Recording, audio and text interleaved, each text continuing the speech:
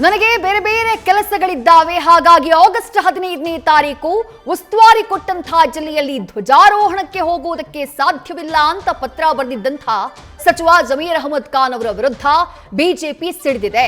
ಸದನದಲ್ಲೂ ಕೂಡ ಇದೇ ವಿಚಾರ ಸದ್ದಾಗಿದೆ. ಸಚಿವ ಜಮೀರ್ ಅಹಮದ್ ಖಾನ್ ಅವರು ಬರೆದಂತಹ ಪತ್ರದ ವಿಚಾರವಾಗಿ ಬಿಜೆಪಿ ಸದಸ್ಯರು ಆಕ್ರೋಶವನ್ನು ವ್ಯಕ್ತಪಡಿಸಿದ್ದಾರೆ. ಜಮೀರ್ ಪತ್ರದ ಬಗ್ಗೆ ಸುನಿಲ್ ಕುಮಾರ್ ಪ್ರಸ್ತಾಪವನ್ನ ಮಾಡಿದರು. ಸ್ವಾತಂತ್ರ್ಯೋತ್ಸವದಲ್ಲಿ ಪಾಲ್ಗೊಳ್ಳುವುದು ಗೌರವದ ಸಂಕೇತ, ಅಲ್ಲಿಗೆ ಹೋಗದೇ ಇದ್ದಲ್ಲಿ ಅಂಥವರನ್ನ ಯಾಕಿಟ್ಕೊಂಡಿದ್ದೀರಿ, ಸದನದಲ್ಲಿ ಅಂಥವರು ಯಾಕಿರಬೇಕು ಅಂತ ಹೇಳಿ ಆಕ್ರೋಶವನ್ನ ವ್ಯಕ್ತಪಡಿಸಿದ್ದಾರೆ. ಈ ಸಂದರ್ಭದಲ್ಲಿ ಆಡಳಿತ ಪಕ್ಷದ ವಿರುದ್ಧ ಪ್ರತಿಪಕ್ಷದ ಸದಸ್ಯರು ಮುಗಿಬಿದ್ರು. ಸಮರ್ಥನೆಗೆ ಇಳಿದು ಡಾಕ್ಟರ್ ಜಿ ಪರಮೇಶ್ವರ್ ಅವರ ವಿರುದ್ಧವೂ ಸದನದಲ್ಲಿ ಆಕ್ರೋಶ ವ್ಯಕ್ತವಾಯಿತು. ಸಚಿವರನ್ನ ತೆಗೆದುಹಾಕಿ ಅಂತ ಹೇಳಿ ಜಮೀರ್ ವಿರುದ್ಧ ಬಿಜೆಪಿ ಶಾಸಕರು ಒತ್ತಾಯವನ್ನ ಮಾಡಿ ಬಳಿಕ ಸಭಾತ್ಯಾಗವನ್ನ ಮಾಡಿದ್ದಾರೆ. ಮಾನ್ಯ ವಸತಿ ಸಚಿವರಾದಂತ ಜಮೀರ್ ಅಹಮದ್ ಅವರು ಒಂದು ಪತ್ರ ಬರೆದಿದ್ದಾರೆ. ರಾಷ್ಟ್ರ ನಾಳೆ ಸ್ವಾತಂತ್ರ್ಯ ದಿನಾಚರಣೆ ಕಾರ್ಯಕ್ರಮಕ್ಕೆ ನನಗೆ ಹೋಗ್ಲಿಕ್ಕಾಗಲ್ಲ, ನಾನು ಆ ಕಾರ್ಯಕ್ರಮದಲ್ಲಿ ಭಾಗವಹಿಸ್ಲಿಕ್ಕಾಗಲ್ಲ ಅಂತ ಒಬ್ಬ ಸಚಿವ ಪತ್ರ ಕೊಟ್ರೆ, ರಾಷ್ಟ್ರೀಯ ದಿನಾಚರಣೆಗೆ ಎಷ್ಟು ದೊಡ್ಡ ಪ್ರಮಾಣದ ಮಹತ್ವ ಕೊಟ್ಟಿದೆ ಅಂತ ಗೊತ್ತಿದೆ. ನನಗೆ ಸಮಯದ ಅವಕಾಶ ಇಲ್ಲ, ರಾಷ್ಟ್ರೀಯ ದಿನಕ್ಕೆ ನಾನು ಬರ್ಲಿಕ್ಕಾಗಲ್ಲ ಅಂತ ಒಬ್ಬ ಸಚಿವ ಹೇಳಿದ್ರೆ ಅಂತ ಸಚಿವನ ಯಾಕೆ ಇಟ್ಕೋತೀರಿ? ಮತ್ತೆ ರಾಷ್ಟ್ರಧ್ವಜವನ್ನ ಆರಿಸ್ಲಿಕ್ಕೆ ಆಗದಷ್ಟು ದೊಡ್ಡ ವ್ಯಕ್ತಿತ್ವ ಯಾರ್ದಾಗಾರೆ? ಒಬ್ಬ ಸಚಿವ ಈ ರೀತಿ ಪತ್ರವನ್ನ ಕೊಟ್ಟಿದ್ದನ್ನ ಸರ್ಕಾರ ಅಕ್ಸೆಪ್ಟ್ ಮಾಡ್ಕೊಳ್ಳುತ್ತೆ ಅಂತಂದ್ರೆ ನಾಳೆ ರಾಷ್ಟ್ರಧ್ವಜ ಸ್ವಾತಂತ್ರ್ಯೋತ್ಸವ ಆಚರಣೆ ಯಾರಿಗೋಸ್ಕರ? ಬಹಳ ದೊಡ್ಡ ದೊಡ್ಡ ಸ್ವಾತಂತ್ರ್ಯ ಆಚರಣೆಯನ್ನು ಮಾಡ್ತಾ ಒಬ್ಬ ಸಚಿವ ಪತ್ರವನ್ನು ಅಧಿಕೃತವಾಗಿ ಕೊಟ್ಟಿದ್ದಾರೆ, ನಾನು ಹೋಗಲ್ಲ, ನನಗೆ ಸಮಯದ ಅವಕಾಶ ಇಲ್ಲ ಅಂತ. ಅದನ್ನು ಮುಖ್ಯಮಂತ್ರಿಗಳು ಒಪ್ಕೊಳ್ತಾರೆ, ಬದಲಾಯಿಸ್ತಾರೆ ಅಂತಂದ್ರೆ ಏನ್ ರಾಷ್ಟ್ರೀಯ ಧ್ವಜಕ್ಕೆ ರಾಷ್ಟ್ರೀಯ ಆಚರಣೆ ಗೌರವ ಇಲ್ಲೇನಾ? ಸಮಯದ ಸ್ವಾತಂತ್ರ್ಯ ದಿನಾಚರಣೆಗೆ ಹೋಗ್ಲಿಕ್ಕೆ ಆಗದಲ್ಲೇ ಇರುವಂತ ಸಚಿವ ಯಾಕಿರ್ಬೇಕಾದ್ರೆ ಸದನದಲ್ಲಿ? ಅಧ್ಯಕ್ಷರೇ, ಅವರು ಜಿಲ್ಲೆ ಇಲ್ಲ ಮಾನ್ಯ ಅಲೋಕೇಶನ್ ಏನ್ ಬರ್ದಿದ್ದಾರೆ ಅಂತ ಓದ್ಲಾ? ನಾನು ಏನ್ ಬರ್ದಿದ್ದಾರೆ ಅಂತ ಓದ್ಲಾ? ಏನ್ ಬರ್ದಿದ್ದಾರೆ ಮಾಡುವಾಗ ಅಲ್ಲ ಮಾನ್ಯ ಅಧ್ಯಕ್ಷ ಏನ್ ಬರ್ದಿದ್ದಾರೆ ಅಂತಂದ್ರೆ, ಆಯ್ತು, ಜಿಲ್ಲಾ ಅಲೋಕೇಶನ್ಸ್ ಮಾಡುವಾಗ ಅವ್ರಿಗೆ ಆ ಜಿಲ್ಲೆ ಹಿಂದೆ ಇದ್ರು, ಅದು ಬೇಡ, ಬೇರೆ ಜಿಲ್ಲೆ ಕೊಡಿ ಅನ್ನೋ ಇದನ್ನ ಅವ್ರು ಏನ್ ಹೇಳಿದ್ದಾರೆ ಅಂದ್ರೆ, ಮಾನ್ಯ ಅಧ್ಯಕ್ಷೆ, ಆರೋಗ್ಯ ಸರಿ ಇಲ್ಲ ಹೋಗೋದಕ್ಕೆ ಒಬ್ಬ ಸಚಿವರಿಗೆ ಆದ್ಯತೆ ಯಾವುದು ಅಂತ ಅವರೇ ಬರೆದಿರೋ ಪತ್ರದಲ್ಲಿ ಆದ್ಯತೆ ಯಾವುದು ಅಂತ ಹೇಳ್ತಾರೆ. ರಾಜ್ಯದಲ್ಲಿ ಮುಂದಿನ ದಿನಗಳಲ್ಲಿ ಬಿಬಿಎಂಪಿ ಸೇರಿದಂತೆ ಮನವಿ ಮಾಡಿಕೊಂಡಿದ್ದಾರೆ, ಬೇರೆ ಜಿಲ್ಲೆ ಕೊಡ್ಲಿ ಅಂತ. ಮಾನ್ಯ ಕಂದಾಯ ಸಚಿವರೇ, ಒಬ್ಬ ಸಚಿವನಿಗೆ ಪ್ರೌಡ್, ನಾನು ಜಿಲ್ಲಾ ಸ್ವಾತಂತ್ರ್ಯೋತ್ಸವದಲ್ಲಿ ಭಾಗವಹಿಸ್ತೀನಿ ಅನ್ನುವಂಥದ್ದು ಒಂದು ಗೌರವದ ಸಂಕೇತ. ನನಗೆ ಸಮಯದ ಅವಕಾಶ ಇಲ್ಲ, ನಂಗೆ ಕೊಡಿ, ಚೇಂಜ್ ಮಾಡಿ ಅಂತ ಹೇಳ್ತೀರಿ ಅಂತಂದ್ರೆ ಅಂತ ಸಮಯನೇ ಇಲ್ಲ ಅಂದ್ಮೇಲೆ ಆ ಸಚಿವನ ಯಾಕೆ ಇಟ್ಕೊಳ್ತೀರಿ ನೀವು? ರಾಷ್ಟ್ರಧ್ವಜ ಹೊರಿಸಲಿಕ್ಕೆ ಸಮಯ ಇಲ್ಲ. ಅವ್ರು ಹೇಳಿದಾರೆ ಇಲ್ಲಿ 15/8/2026 ಸ್ವಾತಂತ್ರ್ಯ ದಿನಾಚರಣೆ ಧ್ವಜಾರೋಹಣ ಹೊಣೆಯಾರಣಕ್ಕೆ ನೀಡಿದ್ದು ನಾನು ಹಾಜರಾಗಲು ಸಾಧ್ಯವಾಗುವುದಿಲ್ಲ ಅಂತ ಕೊಟ್ಟಿದ್ದಾರೆ. ಏನ್ ಹಂಗಾರ ಅರ್ಥ? ಏನ್ ಆರೋಗ್ಯ? ಯಾರ ಆರೋಗ್ಯ? ಸುಮ್ಮನೆ ನೋಡಿ, ಇದು ಈ ತರದನ್ನೆಲ್ಲ ರಾಜ್ಯದ ಜನ ಸಹಿಸಿಕೊಳ್ಳಿಕ್ ಸಾಧ್ಯ ಇಲ್ಲ. ನೀವು ಇಲ್ಲಿ ವಿಧಾನಸೌಧದೊಳಗೆ ಪಾಕಿಸ್ತಾನ ಜಿಂದಾಬಾದ್ ಘೋಷಣೆ ಕೂಗಿದಾಗ್ಲೂ ಮೌನವಾಗಿರ್ತೀರಿ. ಒಬ್ಬ ಸಚಿವ ರಾಷ್ಟ್ರಧ್ವಜವನ್ನು ಆರಿಸ್ಲಿಕ್ಕೆ ನಾನು ಹೋಗಲ್ಲ ಅಂತಂದಾಗ್ಲೂ ಕೂಡ ಮಾತಾಡ್ತೀರಿ ಅಂತಂದ್ರೆ ಪರಮೇಶ್ವರ್ ಅವರೇ, ಇದನ್ನ ಸಮರ್ಥನೆ ಮಾಡ್ಕೋಬೇಡಿ ನೀವು. ಇಂಥ ಸಚಿವ ವಜಾ ಮಾಡಿಯಲ್ಲ, ಯಾರು ಬೇಡ ಈಗ ಆ ಸಚಿವನ ಇಟ್ಕೊಳ್ಳಿ ಯಾರು ಹೇಳಿದ್ದಾರೆ? ಆ ಜಿಲ್ಲೆಗೆ ಬೇರೆಯವ್ರನ್ನ ಕಳಿಸ್ತೀವಿ. ಜಿಲ್ಲೆ ಬೇರೆ ಸರ್, ನೀವು ಉಸ್ತುವಾರಿ ಸಚಿವರನ್ನ ಚೇಂಜ್ ಮಾಡೋದಕ್ಕೆ ಒಂದು ವಾದ ಇಲ್ಲ. ಸ್ವಾತಂತ್ರ್ಯೋತ್ಸವಕ್ಕೆ ನಾನು ಹೋಗಲ್ಲ ಅಂತಂದ್ರೆ ಏನರ್ಥ ಇದೆ? ನಾಟ್ ಇನ್ ಪ್ರೊಟೆಸ್ಟ್ ಅವರು ಕೇಳಿರೋದು, ಅವ್ರು ಬೇರೆ ಆಲ್ಟರ್ನೇಟಿವ್ ಜಿಲ್ಲೆಗೆ ಹೋಗೋದಕ್ಕೆ ಅವ್ರಿಗೆ ಆರೋಗ್ಯ ಸರಿ ಇಲ್ಲ ಅನ್ನೋ ಕಾರಣಕ್ಕೆ ಆಗಲ್ಲ ಅಂತ ಹೇಳಿದ್ದಾರೆ ಅವರು. ಸಭಾಧ್ಯಕ್ಷರೇ, ಒಬ್ಬ ಸಚಿವರಾಗಿರೋರು, ಸಚಿವ ಸ್ಥಾನ ತಗೊಂಡಿರುವಂತವ್ರು ಒಂದು ಜಿಲ್ಲಾ ಉಸ್ತುವಾರಿ ಸಚಿವರನ್ನಾಗಿ ಅವ್ರು ಮಾಡಿದಾಗ ಸ್ವಾತಂತ್ರ್ಯ ದಿನದ ಅಂಗವಾಗಿ ಧ್ವಜಾರೋಹಣ ಮಾಡ್ಲಿಕ್ಕೆ ಅವರಿಗೆ ಸಮಯ ಇಲ್ಲ ಅಂತಂದ್ರೆ ಇದು ಯಾವ ರೀತಿ ನಡವಳಿಕೆ? ನೀವೇ ಸಮರ್ಥಿಸ್ಕೊಳಕ್ಕಾಗತ್ತಾ? ನೀವೇನಾದ್ರು ಸಮರ್ಥಿಸ್ಕೊಳಕ್ಕಾಗತ್ತಾ? ಅಥವಾ ಅವ್ರ ರಕ್ಷಣೆಗೆ ನೀವು ಬರ್ಲಿಕ್ಕಾಗತ್ತಾ? ಇಂಥ ವ್ಯಕ್ತಿ ಒಬ್ಬ ಚುನಾಯಿತ ಪ್ರತಿನಿಧಿ ಆಗಿರೋನು, ಒಬ್ಬ ಭಾರತೀಯನಾಗಿರೋನು ಯಾರೂ ಈ ರೀತಿ ನಡ್ಕೊಳ್ಳಿಕ್ಕೆ ಸಾಧ್ಯವೇ ಇಲ್ಲ. ಅಂತ ವ್ಯಕ್ತಿ ನಮ್ಮ ಕರ್ನಾಟಕ ರಾಜ್ಯದ ಘನವೆತ್ತ ಸರ್ಕಾರದ ಒಬ್ಬ ಸಚಿವರಾಗಿ ಕೆಲಸ ಮಾಡ್ತಾರೆ ಅಂದ್ರೆ ಹೇಗೆ ನೀವು ಸಮರ್ಥಿಸ್ಕೊತೀರಾ? ನೀವು ಉಸ್ತುವಾರಿ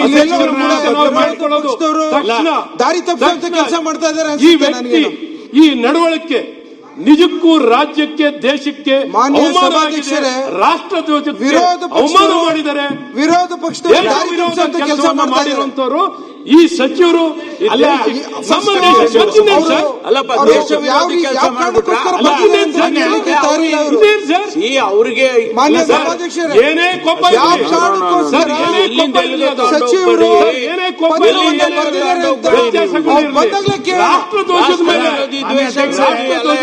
ಮಾನ್ಯ ಸಭಾಧ್ಯಕ್ಷರೇ, ಸಾರಿ ಯಾವ ದೇಶ ವಿರೋಧಿ ಅಲ್ಲ. ಅಲ್ಲಲ್ಲ ಮಾನ್ಯ ಅಧ್ಯಕ್ಷೆ ಸುನಿಲಣ್ಣ ಸರ್, ಮಾನ್ಯ ಈಗ ಅಧ್ಯಕ್ಷೆ, ಸುನಿಲಣ್ಣ, ನಾನು ನಿಮ್ಮ ಹೇಳ್ತಾ ಇರೋದು, ಕೇಳಿದ್ದಾಯ್ತು. ನೀವು ಸುನಿಲಣ್ಣ, ಉಸ್ತುವಾರಿ ಸಚಿವರನ್ನ ಬದಲು ಮಾನ್ಯ ಮಾಡಿದ್ದಕ್ಕೆ ನಮ್ಗೆ ಸಭಾಧ್ಯಕ್ಷರೇ, ವಿರೋಧ ಇಲ್ಲ. ಯಾವ ನಿಮ್ಮ ಆಂತರಿಕ ಕಾರಣಕ್ಕೋಸ್ಕರ ವ್ಯವಸ್ಥೆ ಏನಾರು ಕೊಟ್ಟಿದ್ದಾರೆ ಮಾಡ್ಕೊಳ್ಳಿ. ಅಂತ ಒಬ್ಬ ನೀವು ಸಚಿವ ಜಮೀರ್ ಅವ್ರು ಸ್ವಾತಂತ್ರ್ಯೋತ್ಸವಕ್ಕೆ ಬಂದಾಗ ಹೋಗಲ್ಲ ಕೇಳ್ಬೇಕು ಅಂತ ಇದನ್ನ. ಹೇಳ್ತಾನೆ ಅಂತಂದ್ರೆ ಅಂತ ಸಚಿವ ಏನಕ್ಕೆ ಬೇಕು ಕರ್ನಾಟಕದಲ್ಲಿ? ನಮಗೆ ರಾಜಕೀಯ ಉದ್ದೇಶದಲ್ಲಿ ಅಂತ ಎಲ್ಲೆಲ್ಲ ಸಮಯನೇ ಇಲ್ಲ ಅಂದ್ರೆ ಅವಶ್ಯಕತೆ ಏನ್ ಇಲ್ಲ. ಬೇಕು? ರಾಷ್ಟ್ರಧ್ವಜವನ್ನ ಹಾರಿಸ್ಲಿಕ್ಕೆ ಸಮಯ ಇಲ್ಲ ಅನ್ನುವಂತ ಅವರು ಸಚಿವ ಸಚಿವರು ಕರ್ನಾಟಕಕ್ಕೆ ಜಮೀರ್ ಇಲ್ಲ. ಅಹಮದ್ ಅವರು ಬಂದ ನಂತರ ದೇಶಕ್ಕೂ ಬೇಕು ಅದನ್ನ ನೀವು ನೀವು ಚರ್ಚೆ ಇನ್ನೇನು ಮಾಡ್ಕೊಳ್ತಿದ್ದೀರಿ. ಮಾಡ್ಕೊಳ್ತಿದ್ದೀರಿ? ಅವರ ಎಕ್ಸ್ಪ್ಲೇಷನ್ ದಯಮಾಡಿ ಮಾನ್ಯ ಅಧ್ಯಕ್ಷ, ಇಂಥದನ್ನ ಕರ್ನಾಟಕದಲ್ಲಿ ಸಹಿಸಿಕೊಳ್ಳಿಕ್ಕೆ ಸಾಧ್ಯ ಇಲ್ಲ. ಈ ಪತ್ರನ ಸಮರ್ಥನೆ ಮಾಡ್ಕೊಳ್ತೀರಿ ಮುಖ್ಯಮಂತ್ರಿ. ನಾವು ಸಮರ್ಥನೆ ಮಾಡ್ಲಿಕ್ಕೆ ಬೇರೆ ಇಲ್ಲ. ರಾಷ್ಟ್ರಕ್ಕೆ ಕಳಿಸ್ತೀರಿ ಆದರೆ ಅಂತಂದ್ರೆ ಕಾರಣ ಏನ್ ಅರ್ಥ ಇದೆ ಸರ್? ಏನ್ ಅರ್ಥ ಇದೆ? ಸಚಿವರು ಇರಬೇಕು. ಗೌರವದಿಂದ ಭಾಗವಹಿಸಬೇಕು. ಒಂದ್ ನಿಮಿಷ. ಮಾನ್ಯ ಸಭಾಧ್ಯಕ್ಷ, ಇವತ್ತು ರಾಷ್ಟ್ರಧ್ವಜ ಅಂತ ಹೇಳ್ತಾರೆ, ನಾಳೆ ಅಲ್ಲ, ಒಂದ್ ನಿಮಿಷ, ಸಂವಿಧಾನಕ್ಕೆ ಕಿಮ್ಮತ್ತಿಲ್ಲ. ನಿಮಿಷ. ಇಲ್ಲಿ ಕುರಾನ್ ಈಗ ತೊಂಬರ್ರಿ ಅಂತ ಹೇಳ್ತಾರೆ, ನೀವು ಕೇಳ್ತೀರಿ? ನೀವು ನಿಮ್ಮ ಆಕ್ಷೇಪಣೆಗಳನ್ನ ನೀವೇನ್ ಕೇಳಿದ್ ತಪ್ಪನ್ನಂಗಿಲ್ಲ ನಾನು. ಆದ್ರೆ ಪ್ರಾರಂಭದಲ್ಲಿ ಒಂದು ನೋಟಿಸ್ ಆದ್ರೂ ಕೊಡ್ಬೇಕಾಗಿತ್ತು.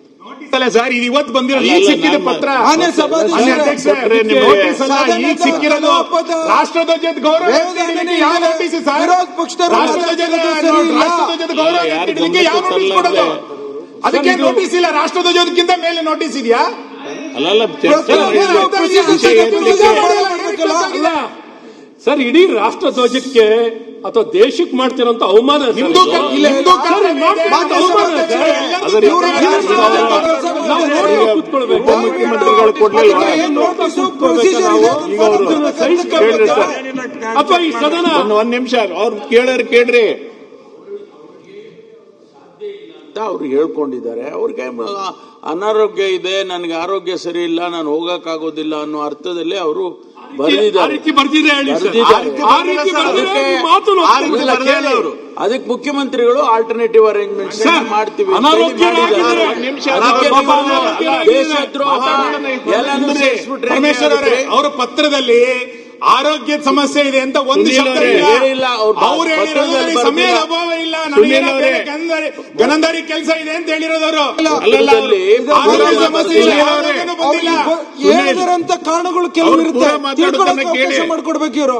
ಆಮೇಲೆ ಮಾತಾಡಿ. ಮಾನ್ಯ ಸಭಾಧ್ಯಕ್ಷರೇ, ಸಚಿವರು ಅವರ ಸಮಸ್ಯೆಗಳನ್ನ ಪತ್ರದ ಅದು ಮೂಲಕ ಇದೆಲ್ಲ ಹೇಳಿದ ಕಾರಣಗಳು ಹೇಳ್ಬಿಟ್ರೆ ಇರುತ್ತೆ. ಹೆಂಗಾಗುತ್ತೆ? ನೀವು ಸುನಿಲ್ ಅಣ್ಣ ಅಲ್ಲಲ್ಲಪ್ಪ, alternative ನೀವು arrangements ಎಲ್ಲದಕ್ಕೂ ಮಾಡಿ ರಾಜಕೀಯನ ಪರಿಸಿದಂತ flag ಮಾತುಗಳನ್ನ hoist ಮಾಡದೆ ಆ ಹಿಂಪಡಿಬೇಕು. ಜಿಲ್ಲೆನ ನಿಲ್ಲಿಸ್ತೀವ? ಸರ್ ಆಗಿದ್ರೆ ಅವರು ಇಡೀ ಮಂತ್ರಿ ಅವ್ರ ಕಷ್ಟ ಅವ್ರು ಹೇಳ್ಕೊಂಡಿದ್ದಾರೆ.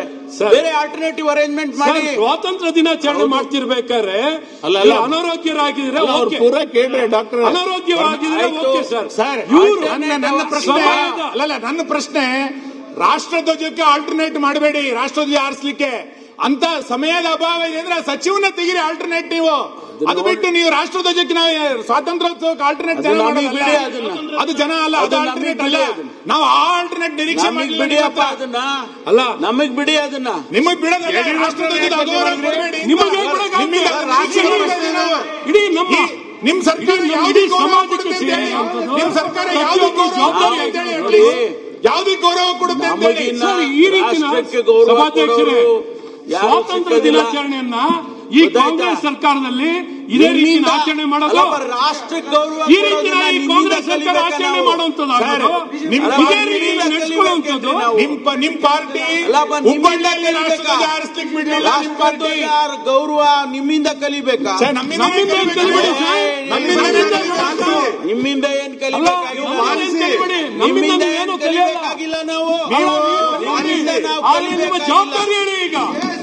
ನಿಮ್ಮ ಜವಾಬ್ದಾರಿ ಹೇಳಿ ಸರ್. ನಿಮಗೆ ಮಾಡಿ ನೀವು ಕಳಿಸಿದ್ದೆ, ಸರ್, ಕಳಿಸೋದಕ್ಕೆ ಎಲ್ಲ ನೀವು ಇಷ್ಟು ಅಸಹಾಯಕರು ಮಾಡಿದ್ದಾರೆ. ಬಿಡ್ಲಿಲ್ಲ. ಸರ್, ಇಷ್ಟು ಹುಬ್ಬಳ್ಳಿಯಲ್ಲಿ ಅಸಹಾಯಕರಾಗಿ ರಾಷ್ಟ್ರಧ್ವಜ ಹಾರಿಸ್ಲಿಕ್ಕೆ ಬಿಡ್ಲಿಲ್ಲ ಏನು ನೀವು. ಅಸಹಾಯ- ಇಷ್ಟು ಅಸಹಾಯಕವಾಗಿರೋ ಸರ್ಕಾರ ಇದು. ಈ ರೀತಿ ಸಮರ್ಥಿಸಿಕೊಳ್ಳುವಂತದ್ದು ಈ ಸರ್ಕಾರದ. ಪರಮೇಶ್ವರ್ ಅವರೇ, ನಿಮ್ಮ ಈ ಪರಿಸ್ಥಿತಿ ಬರಬಾರದಿತ್ತು. ನಿಮ್ಗೆ ಉತ್ತರ ಕೊಡ್ಲಿಕ್ಕೆ ಆಗ್ತಿಲ್ಲ. ಈ ರೀತಿ ಎಲ್ಲ ಮಾತಾಡಿದ್ರೆ ನಿಮಗೆ ಉತ್ತರ ಕೊಡ್ಲಿಕ್ಕೆ ಆಗ್ತಿಲ್ಲ ಸನ್ಮಾನ್ಯ ಉಪಮುಖ್ಯಮಂತ್ರಿಗಳೇ. ಇದು ಬಡತನ ಇದು ಅಷ್ಟೇ. ಇದು ಈ ಉತ್ತರ ಕೊಡ್ಲಿಕ್ಕೆ ಆಗ್ತಿಲ್ಲ. ಏನ್ ಉತ್ತರ ಕೊಡೋದ್ರಿ? ಅಸಹಾಯಕವಾಗಿರೋ ಈ ಸರ್ಕಾರ ಇದು. ಏನ್ ಉತ್ತರ ಕೊಡ್ಬೇಕು ನಿಮ್ಗೆ? ಉತ್ತರ ಏನು? ಒಬ್ಬ ಮಂತ್ರಿ ಏನೋ ದೇಶ ಧ್ವಜಾರೋಹಣ ಮಾಡ್ಲಿಕ್ಕೆ ಹೋಗಲ್ಲ ಅಂತ ನಿಮ್ಗೆ ಕೇಕ್ ಹೋಗಲ್ಲ. ಅವ್ರಿಗೇನೋ ಆರೋಗ್ಯದ ದೃಷ್ಟಿಯಿಂದ ಆಲ್ಟರ್ನೇಟಿವ್ ಮಾಡಿದೀವಿ ನಾವು. ಸರ್ ಪರಮೇಶ್ವರ್ ಅವರೇ, ಈ ಪತ್ರದಲ್ಲಿ ನೀವೇ ಒಂದು ಬರ್ಬಿಡಿ ಆರೋಗ್ಯ ಸಮಸ್ಯೆ ಇದೆ ಅಂತ. ನೀವೊಂಚೂರು ತಿದ್ದುಪಡಿ ಮಾಡ್ಕೊಡಿ ಸರ್. ಆರೋಗ್ಯ ಅಂತ ತಿದ್ದುಪಡಿ ಮಾಡ್ಕೊಡಿ. ಏನ್ ಸರ್ ನೀವು ಆರೋಗ್ಯ ಯಾವ ಮಾಡೋಣ? ನಿಮ್ ಮಾನಸಿಕತೆಗೆ ಆರೋಗ್ಯ ಬಂದಿದೆ, ವ್ಯತ್ಯಾಸ ಆಗಿದೆ. ಈಗ ಸಭಾಧ್ಯಕ್ಷರು ಇವತ್ತು ಬಂದ್ ಹೋಗಿದ್ದಾರೆ ಅಲ್ಲ ನ್ಯೂಸ್ ಫಸ್ಟ್ ನಿರ್ಭೀತಿಯಿಂದ ನಿಮ್ಮ ಪರವಾಗಿ.